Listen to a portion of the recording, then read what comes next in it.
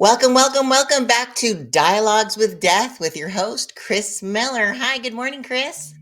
Good morning, everybody. Good to see you, Mary.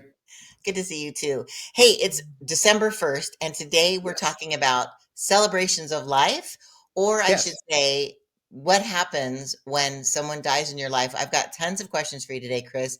Okay. Everything from what's the difference if someone you love is in hospice versus if they were died in a murder scene. So we're Sure. going to talk about homicides. This show today is going to be super exciting.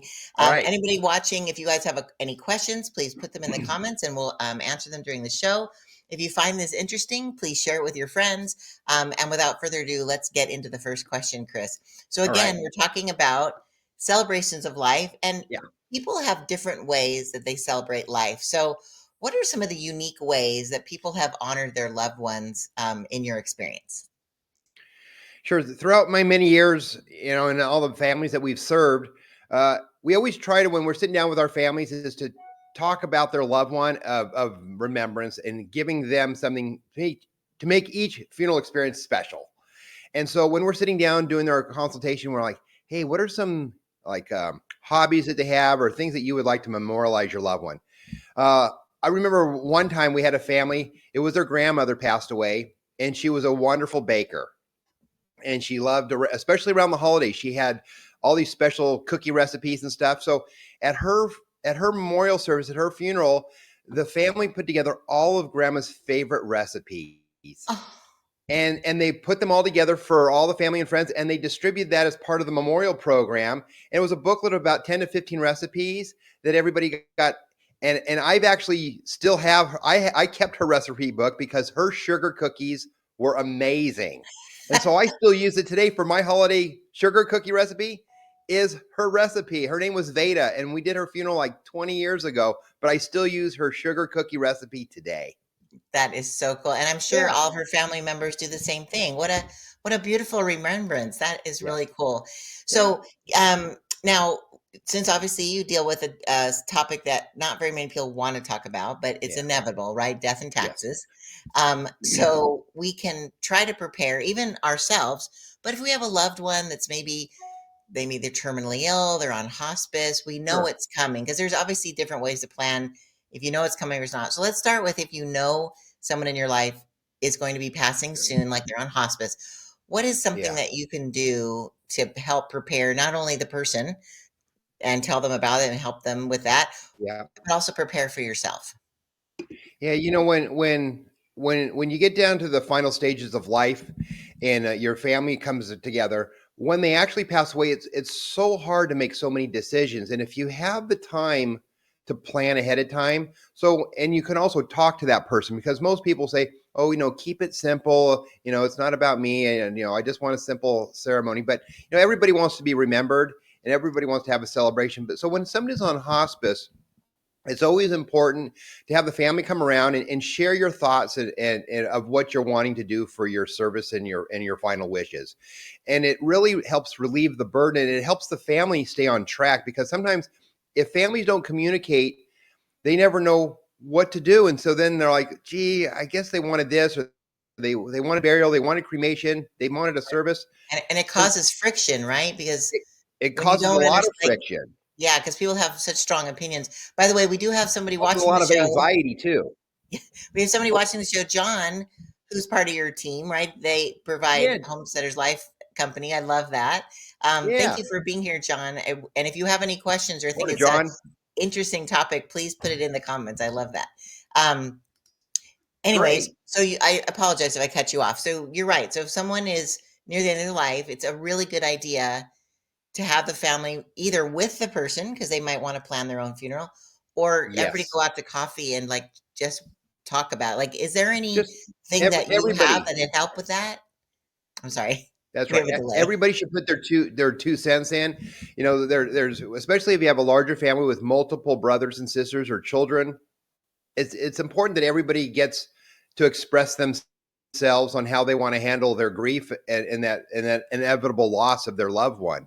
So coming together, planning is so important. And when somebody is passing away on hospice, you have that time to share, you have that time to come together, and you Yeah. can really put together a very thoughtful ceremony and a very thoughtful end of life service for someone. I love that. When my mother Yeah. was on hospice, and I remember I was on my way to a client meeting, and I saw her every day, but I just happened to like take the morning off to actually do some business. And I Yeah. was driving along, and my mom calls me on my cell phone, and I'm like, "Oh, I'm just heading to a client meeting, but I'll be coming to you after." And she goes, "Oh, good, because I really want to plan my funeral today." And I was like, "Oh, like I wasn't Catch in you off that guard. mindset, yeah, right." And I was like, "Oh, okay." And she's like, "Yep, I know what flowers I want, what songs I want sung. I know that." And like she was going, and I go, Yeah. "Mom, can we talk about this when I get there?" Like, and I missed my exit on the freeway because I was like, oh, I went into planning mode, right? And so, but it was Yep. really cool that she knew what she wanted, Yep. and And it's so it gave important. her comfort. Yep. Yeah. So Wonderful. that's awesome. And do you have like a resource that people can go through, kind of a checklist that they could bring to mom or grandma or aunt or whatever? We do. We have a little booklet that we have in house that we when families come in. A lot of times, when somebody's put on a hospice program, typically the hospitals will let the family know, "Hey, you need to start inevitably start to prepare and start to plan." And so they'll families will typically walk into the funeral home getting some price information, and we'll give them a little booklet, a little Oh, guide cool. of questions of things to fill out. And because there are some things that we need to get together prior to that time. So if they Right. came in and give us all the vital information and some authorization signed, it helps that transition at the time when that person dies to to continue the process without any being held up in anything. Right. That's a really, Yeah. really good idea. I love that. Okay, so we talked about hospice, so you obviously have a little bit of time to plan. At least you Yes. know it's coming. But what if something happens tragically? Someone's in a car Sure. accident, or God forbid, they're in a crime situation. Like, tell me, Sure. let's get like detailed about this because people are interested. Like, what happens in that situation? Yeah. And that's always unexpected for families. You never know if, when our time is going to happen we may not be here today or tomorrow. Right. And that happens. And sometimes we'll have families walk in and or they'll call us on the phone and they're hysterical. They said, they just lost their loved one. It could have been a homicide or car accident tragically. Oh my And gosh. Can you they're like, what imagine? do we do? Where do we turn? And so, we ask them to come in, we sit down with them, we kind of go over a little of the process of how we need to get going.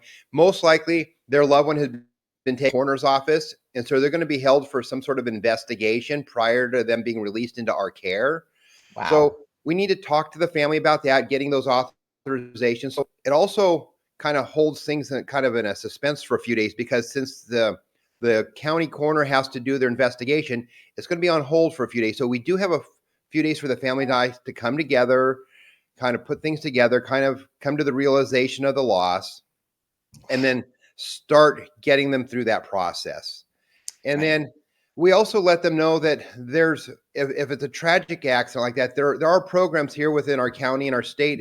It's called Victims of Crime that can help the family because typically if someone is dying, you can kind of plan for it and you can kind of set some funds aside or you've done a pre-need and you're kind of prepared for it. When it's sudden and tragic like this, it's a violent crime, our state will come forward and assist a family with a grant to give them to help pay for a portion of the funeral services.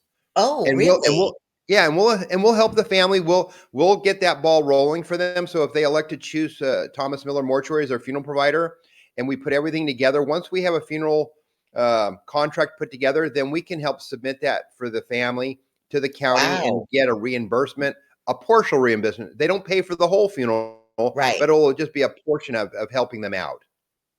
Wow, I didn't even know Yeah. that. Well, that's really Yeah. handy. So you help with that. That's wonderful. Yes, we And do. also, I've read so many testimonials about your staff in all your locations, how kind and patient they are in this Yes. time of need. And so that's really nice that people can be really comforted.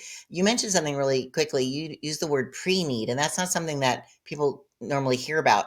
Tell me Sure. what pre-need is. So pre-need or pre-planning, it gives families the opportunity to put basically all their wishes ahead of time.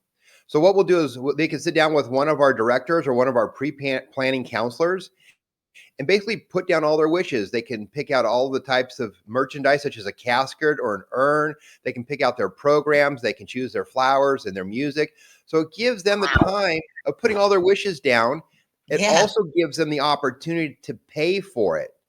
And if they can pay for it, they can lock it in at Right. today's price, and it can save their family thousands of dollars over years.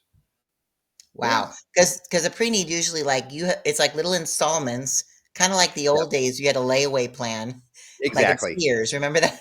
That's right. And so you're doing a layaway plan, knowing, I mean, again, we're all going to pass. Yeah, Then, like within 5 years, it's all paid off, and then that money yep, sits like in a secure location, yep. like an insurance policy.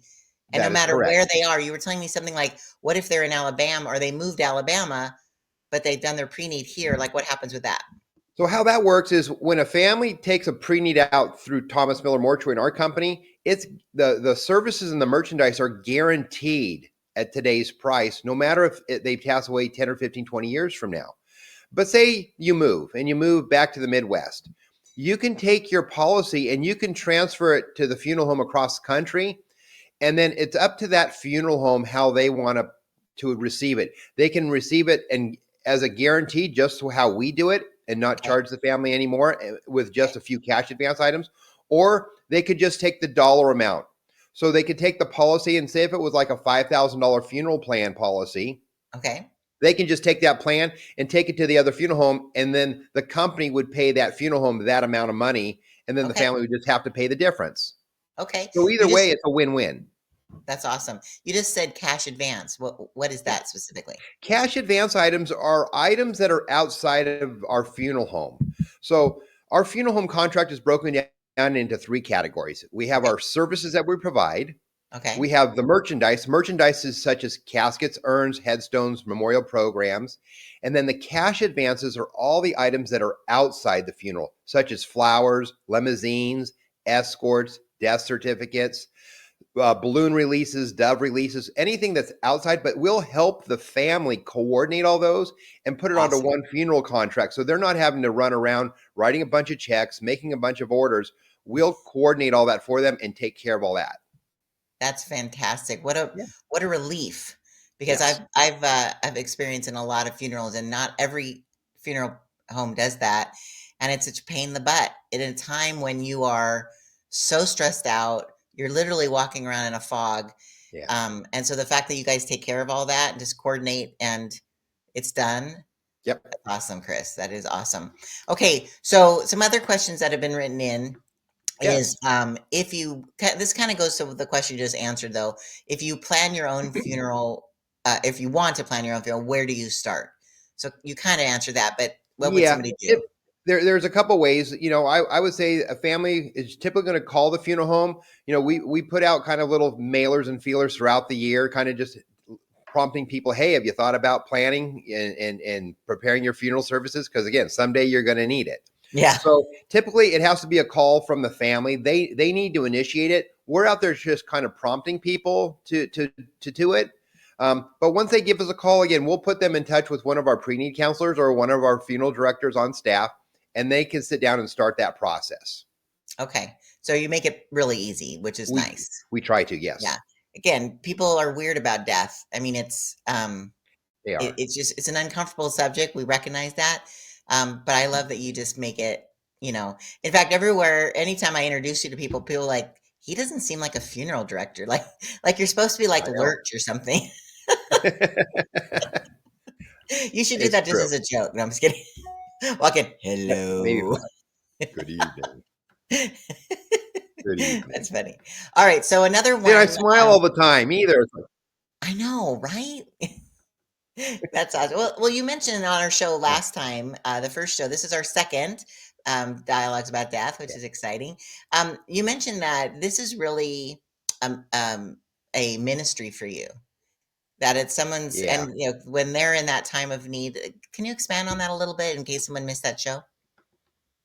Yeah, it just for me, it was a real calling. I've always loved to serve people in all the industries that I've worked in, and it's just when I was called to come back into this business, it was just really to help comfort people and to help them in their transition because losing a loved one is not easy, and it took me several years being in this business until I lost my dad, and then 8 or 9 years later I lost my wife, and until I really lost family close to me, I didn't really realize uh, how what people were going through. Right. I even though I was in the death care industry and I was helping people, I didn't really have that understanding, that innate inner feeling of what they were going through. And until I lost my dad, which I lost him kind of in a sudden accident, and then I Oh, lost my wife when she had a long-term illness. So I've actually experienced both types of death, a sudden death and a long-term illness. And so I can relate to families when they're going through those things when they come into our funeral home. I understand their emotions of how they're feeling under both circumstances. right. And that's what I think has helped me minister and to get people through those times of their loss. Yeah, that's awesome. I Yeah. agree, Haley. Yeah, it's so wonderful, and it's sad that you had to go through something like that. But it did give you perspective. I think God doesn't put us through things for no reason, and Yeah. the blessing in that is that you can turn around and offer that empathetic um, shoulder or whatever you Yeah. call it. Yeah, which is Yeah. awesome. Okay, so another thing is we talked about if someone passes away as a long-term illness like your wife, Yeah. or suddenly like your father. But what if Mhm. someone dies on? Okay, this is weird. What if they Sure. die on a cruise ship or a plane? Have you ever had that situation? Yes, we've had both. Oh, okay, We've encountered both where okay, we've had somebody pass away on a cruise ship, and the cruise ship handles and holds that body. They have an infirmary. They have a place where they can hold that person. okay, And then they'll once they get them back to shore, then we make arrangements of getting that person okay, and bringing them into our care. Another time we had a person, they were on a worldwide flight coming from like the Philippines to the United States, and they passed away on the airplane. oh, wow. And and Can and you at imagine the that other time, passengers? Like, yeah, that's a I don't small know. space. It's a small space, but they handled it. And then I had my staff drive to the airport. We took our vehicle onto the tarmac and we actually went onto the airplane to pick up the loved one and bring them back into our care. Wow. And then the process just began. So it's a little bit different on both cases, and dealing with the documentation stuff is based upon the port of entry. So if they come in out of LA, even though it was international waters, the death certificate would become from the port of LA, Oh, or wherever their port of entry was on the airplane. That's how they would issue the death certificate, okay, so and it why would did be that issued from the county of like the coroner's office, because since unless they'll look in doing some history, background medical history on the doctor, if the person had a physician, they'll talk to their physician. But since they didn't die into the in international waters or in flight somewhere, it'll be the death certificate would be signed by the county coroner. why is that important? That where Well, it's a death signed? well, it just the death certificate needs to be signed for us to do permits to allow the family to do burial or cremation. And so the death certificate is just issued from the county of where the person landed here in the United States. So if they land in Orange County Airport, it would have been in Orange County Sheriff's Department or Coroner's Office would sign Okay, it. If it's LA, it'd be LA. If it's San Diego, it'd be San Diego. So sure. depending where the person comes in from their port of entry. Well, what about if they die on a cruise ship going to the Caribbean, so they have to come in on the other side of the country? Do Yep. you help coordinate them being flown to California if they Yes. wanna be buried So here? so there's an item that we recommend to families when they're doing their pre-planning or pre-need, is it's called travel protection plan. And so they Oh, can pay a small fee. It's like a $300 fee. It covers you worldwide. that's it? Yeah. And it covers you. So what we'll do is then we'll call this company and they'll help contract funeral homes. Like if someone lived here in California, but they want to cruise in the Caribbean, then we would contract someone there in Florida to prepare the person to fly them back here to California. So Right. all the documentation, the death certificate stuff would come from Florida, would come from that area. Now, if they were international, if they died like in the Bahamas, then we'd have to get a death certificate in the Bahamas Oh, from their medical examiner. So if somebody dies internationally, the death certificate is going to come from that country or that county of where the person dies. okay. Okay, So, like for interesting. people that pass away, like if you're in Mexico It'd be a Mexican death certificate because that's where the person would have died. So we get that death certificate from them. So it's Okay. only when it's in international waters like a boat or a plane and you're over water, then it's going Right. to have to be where the port of entry is. But That's if you're if interesting. but if you die on land internationally, then your death certificate would come from the country or the city of where that person died. Right. And I know this is probably a silly question, but um, not why do you have a death certificate, but when you get that back, right? Let's say it's from Mexico. What do you Yeah. use that death certificate for? Like, because I know Well, people some get multiple copies for banks and stuff. But I don't really know that. Sure. So death certificates are like a legal document that need to be used for transitions because you're no longer with us. So if you own property, if you own vehicles, if you have life insurance policies, stocks or bonds or investments, typically those agencies are going to need what we call a certified death certificate. And those certified death certificates are issued from the county of Okay. death. Now, if it's an international one, I would recommend families get a few extras because you're having to deal with another country, and Sure. getting more in the future would be difficult. So definitely always get a couple extra. Also, if your family member dies out of state, such as my dad died in Wyoming. Okay. So when he passed away, I ended up getting like 10 or 12 death certificates because if I ever needed more, I'd have to go back to Wyoming to get more death certificates. Oh, smart. But do So you it's need them always for like every bank account you need to close and all you that need kind of them stuff? not for every account, but for every bank you deal with. So if you deal with two different banks, you would need two death certificates. Got it. If you have all your stocks and bonds with like a broker, like a Charles Schwab or Merrill Lynch, then typically you could just go to your agent and take care of giving them one death certificate for your whole portfolio. Oh, And then okay. typically maybe your accountant, your CPA might need one. If you have a family attorney, they might need one for your estate. So typically, we recommend families anywhere get from 3 to 10 death certificates, depending on how their family situation is set up for death Okay. certificate. Yeah, Interesting. Yeah, it's yeah, things you don't even think about till you have to think about it, right? So yeah, this is really great, Chris. Inquiring minds want to know. So I love absolutely. that. You bet. All right. So we still have a few minutes left, and so Okay, I know that you have Thomas Miller Mortuary in fact, one of your beautiful funeral directors is here, Kathy, from your La morning, Sierra Kathy. location, which is great. Hi, Kathy. Good Um, morning. She's a star, you know, we've been taking Yes, she videos of is. her. Absolutely a star. But you have Thomas Miller Mortuary in Corona, which is the Yes, longest established business in Corona, which is that is still in really operation today. that is so awesome. And Yeah. then you have the La Sierra location, which is absolutely gorgeous. Like I went to Yes. visit it, like, and you said you did all the decorating of that. My mom and I did all the interior design ourselves. Wow. Yep, It's absolutely beautiful. it is. Oh, we have someone who came on. So I always tell families anything you're expecting money to be paid out to, you'll most likely need a certificate, certified death certificate. Oh, There that's you go. interesting. So that one of my staff. Thanks for helping me out this morning, Erica. It Oh, is. that's right. Yeah. I So was like, wow, you're she yeah. really knows. So a death certificate is any exchange of monetary, life insurance, property, vehicles, anything where you're exchanging. Since that person can no longer sign their name to a transaction, you're needing that death certificate as representation of them to finalize that transaction. Got it. Got it. That makes Yeah, sense. So yeah, you're right. So thank you, Erica. That's true. Anything financially, that's awesome.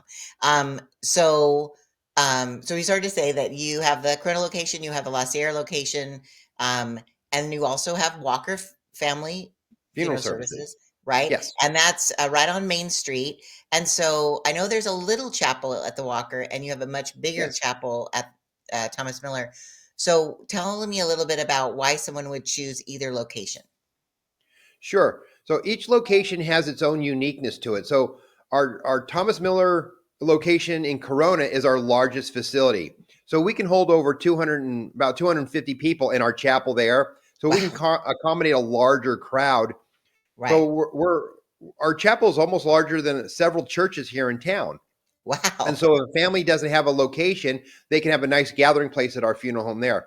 Our La Sierra location in Riverside, our chapel there holds about 100 to 150. So it's a little Okay. smaller chapel, a little bit more intimate.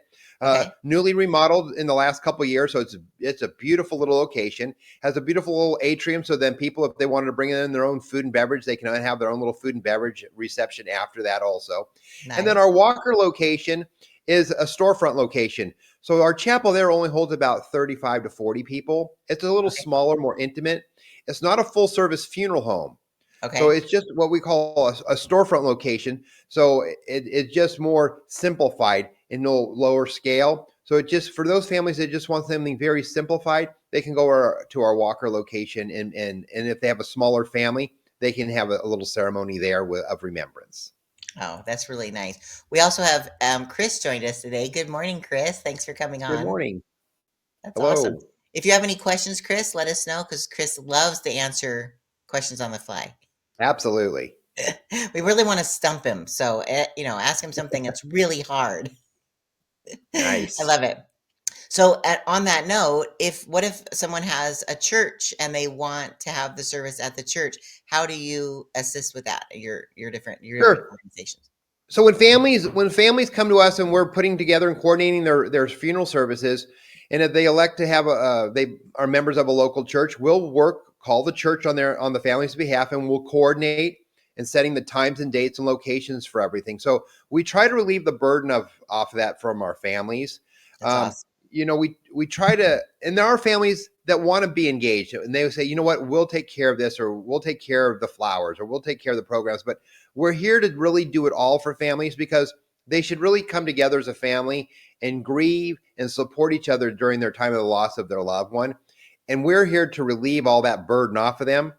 But there are some people that like to control things, and we allow them to partner up and do those types of things too. So Yeah. it's just a matter of communicating. If the families communicate with us and we can get everything together, it makes it a nice relationship of working together. But again, our primary purpose at Thomas Miller Mortuary and Walkers is really to relieve the burden off of our families, so we can handle all of that. And my staff is just amazing to do all that. They're detail oriented. They love what they do, and it really it's wonderful that I have a great staff that supports the families here in our community.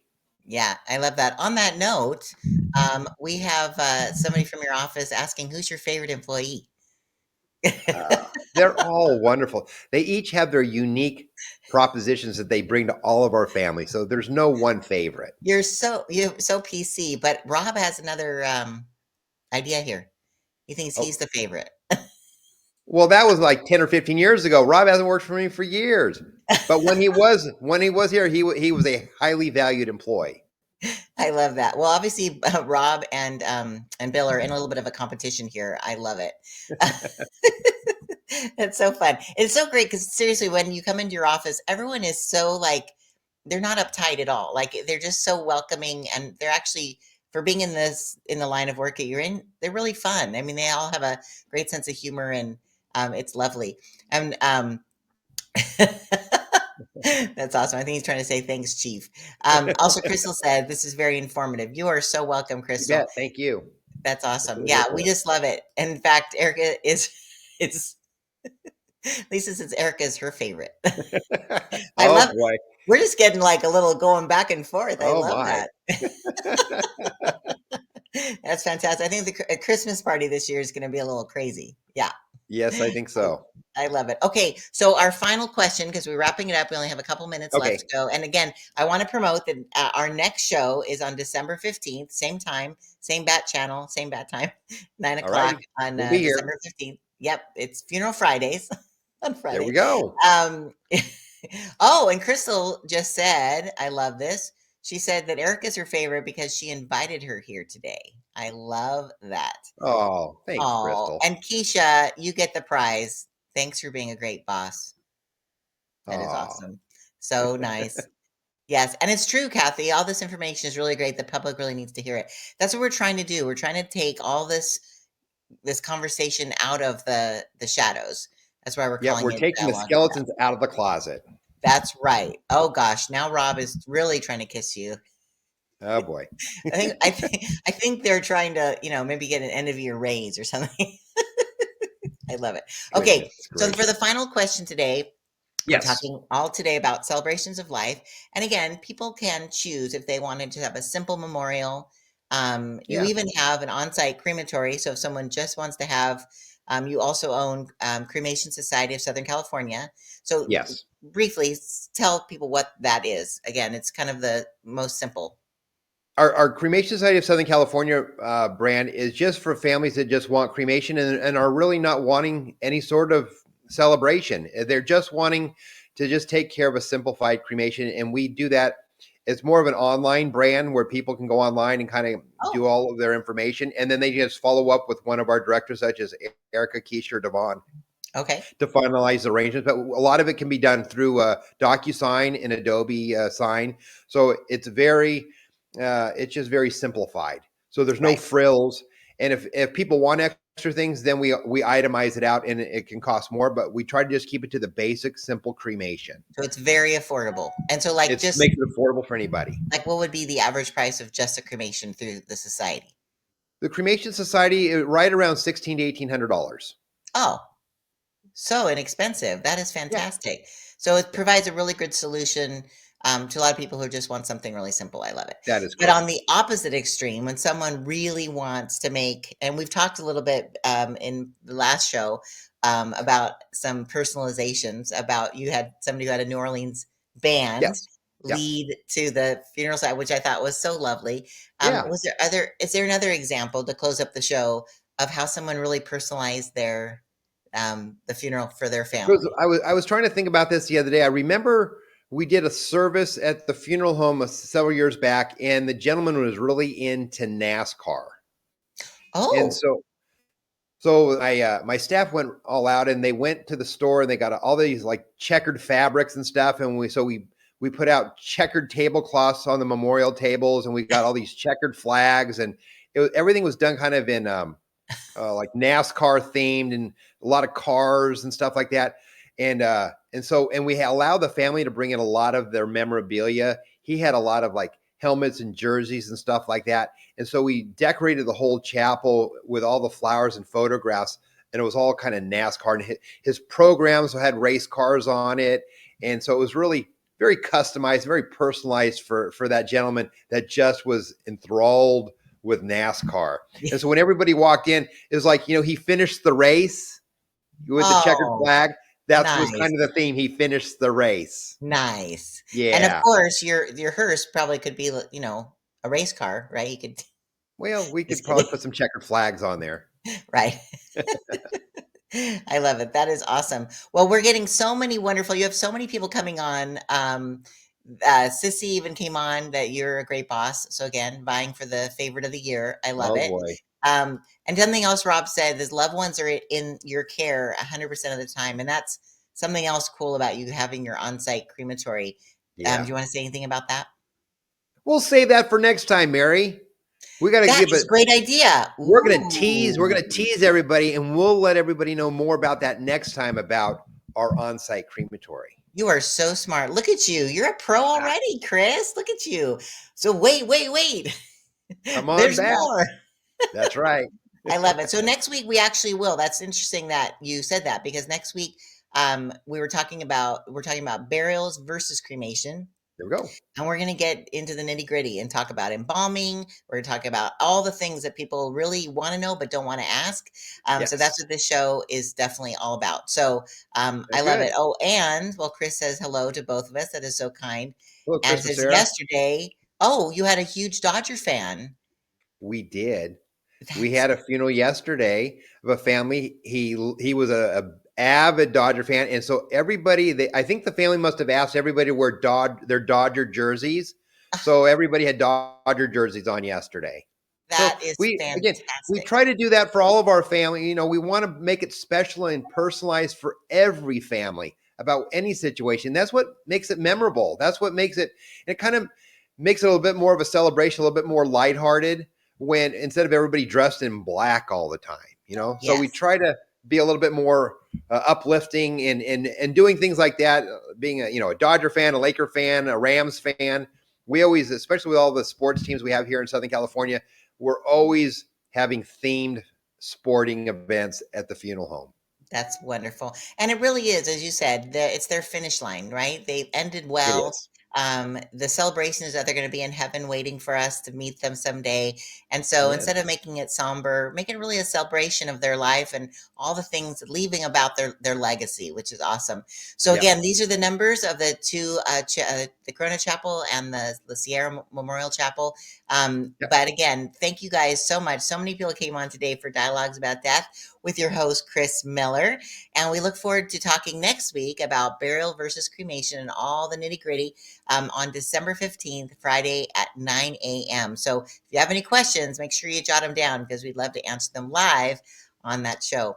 So Right. thanks again, Chris, for all this amazing information. Thank And you. we'll see you in a couple weeks. Sounds great. Take care, everybody. All right. You guys have a wonderful day.